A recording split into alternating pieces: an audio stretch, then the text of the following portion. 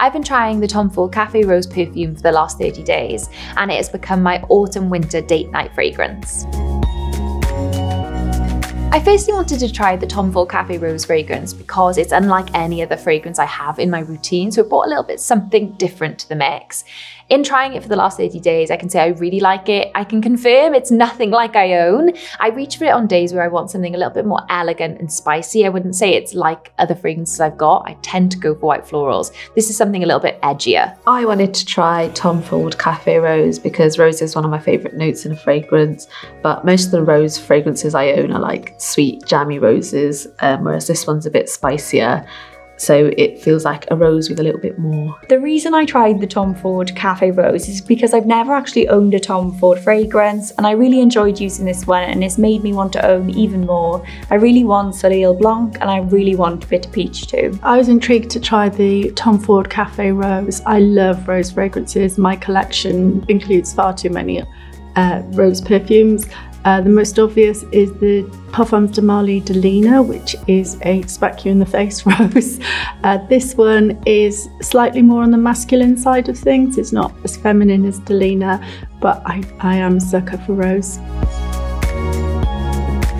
I really wear the same fragrance every single day, so I choose a fragrance based on my mood. I tended to reach for this on evenings or date nights. I like the fact that it did have a little bit more of that autumn-winter quality because the nights have got colder and are starting to get darker as well. I did find the fragrance didn't last tremendously long on me. I would say about 5 hours. However, we are getting into knitwear season, so I did find myself spritzing it on my knitwear and I could still smell it hours later. I've really loved that. It made me feel really confident and uplifted. I felt really feminine every time I wore this. I didn't get any coffee in it, but I still liked it just because I love rose in a fragrance. I love that it was different to the other ones I've used before. So this fragrance surprised me in the sense that it smells really different to rose fragrances I've tried in the past. It almost smells aquatic, but a little bit spicy. It's very cool. And it's not a rose fragrance that I've tried in the past. I usually go for sweet roses. So it was definitely opened a new spectrum in my fragrance wardrobe. Where I found myself wearing it is to work. I use it on a day-to-day basis. It's not my going out fragrance,